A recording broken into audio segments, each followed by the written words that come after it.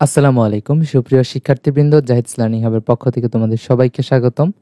সপ্তম শ্রেণীর দ্বিতীয় অধ্যায় থেকে আজকে আমরা অনুশীলনী প্রশ্ন উত্তরের পাশাপাশি গুরুত্বপূর্ণ প্রশ্নগুলো তোমাদের সাথে শেয়ার করছি। সম্পূর্ণ ভিডিও ক্লাসটি মনোযোগ সহকারে দেখতে থাকো এবং কোথাও যদি বুঝতে সমস্যা হয় তাহলে কমেন্ট সেকশনে জানাতে পারো। প্রথমে আমরা অনুশীলনীর প্রশ্ন উত্তরগুলো নিয়ে কথা বলবো। তার আগে আমরা প্রশ্নগুলো দেখে নিই এবং প্রশ্নের সাথে সাথে উত্তরগুলো আমরা পরবর্তীতে ধাপে ধাপে দেখিয়ে দিচ্ছি। সংক্ষিপ্ত প্রশ্ন: 1. পেশির কাজ বর্ণনা করো। 2. আবরণী টিস্যুর বৈশিষ্ট্য লিখো। 3.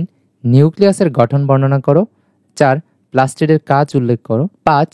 মাইটোকন্ড্রিয়ার গঠন বর্ণনা করো। এ পর্যায়ে আমরা অনুশীলনী প্রশ্নের উত্তরগুলো দেখে নিচ্ছি। প্রশ্ন 1. পেশির কাজ বর্ণনা করো। উত্তর: পেশির কাজ নিচে বর্ণনা করা হলো। 1. দেহের আকৃতি দান করে ও অস্থি সঞ্চালনে সহায়তা করে। 2. নড়াচড়া ও চলাচলে সাহায্য করে। 3. দেহের ভিতরের অঙ্গগুলোকে রক্ষা করে। 4. হৃৎপেশি দেহের রক্ত সঞ্চালনে সহায়তা করে। প্রশ্ন 2. আবরণী টিস্যুর বৈশিষ্ট্য লিখো। উত্তর: আবরণী টিস্যুর বৈশিষ্ট্য নিম্নরূপ। 1. আবরণী টিস্যুগুলো এক বা একাধিক স্তরে সাজানো থাকে। 2. কোষগুলো একটি পাতলা ভিত্তি পর্দার উপর সাজানো থাকে। 3. এ ধরনের টিস্যুতে কোনো আন্তঃকোষীয় ধাত্র থাকে না। প্রশ্ন 3. নিউক্লিয়াসের গঠন বর্ণনা করো।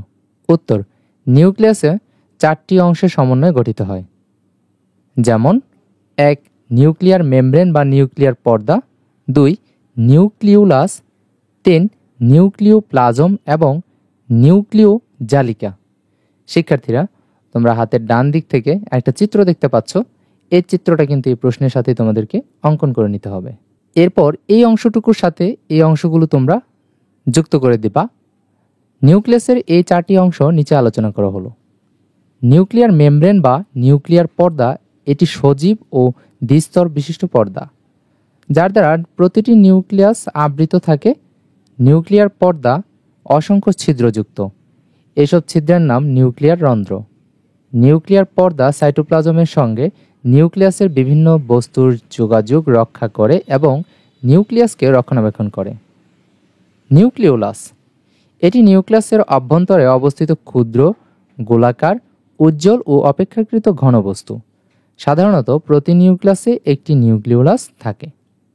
নিউক্লিওপ্লাজম নিউক্লিয়াসের অভ্যন্তরস্থ নিউক্লিয়ার মেমব্রেন দিয়ে আবৃত স্বচ্ছ, দানাদার ও জেলির মতো অর্ধতরল পদার্থটি হল নিউক্লিওপ্লাজম। এটি নিউক্লিওলাস ও ক্রোমোজোমের মাতৃকা বা ধারক হিসাবে কাজ করে এবং নিউক্লিয়াসের জৈবনিক কার্যাবলী নিয়ন্ত্রণ করে।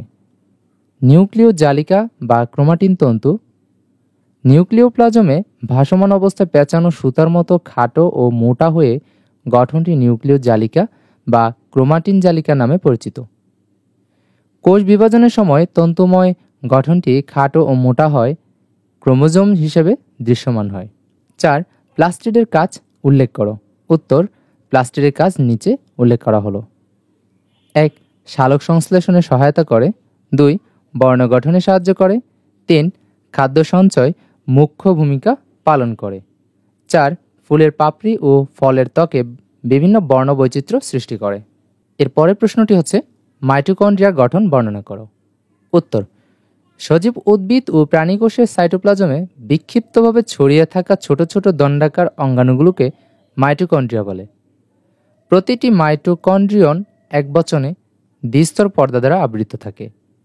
এর বহ্নি পর্দাটি মসৃণ, কিন্তু অন্তঃপর্দাটি আঙ্গুলের মতো অনেক ভাঁজ সৃষ্টি করে। এই আঙ্গুলের মতো ভাঁজগুলোকে ক্রিস্টি বলে। ক্রিস্টির অভ্যন্তরে তরল পদার্থকে ম্যাট্রিক্স বলা হয়। শিক্ষার্থীরা, হাতের ডান দিক থেকে যে চিত্রটি দেখতে পাচ্ছ, এই চিত্রটি এই প্রশ্নের সাথে অ্যাড করে নেবে, তাহলে তোমাদের এই প্রশ্নের উত্তরটি যথার্থ হবে।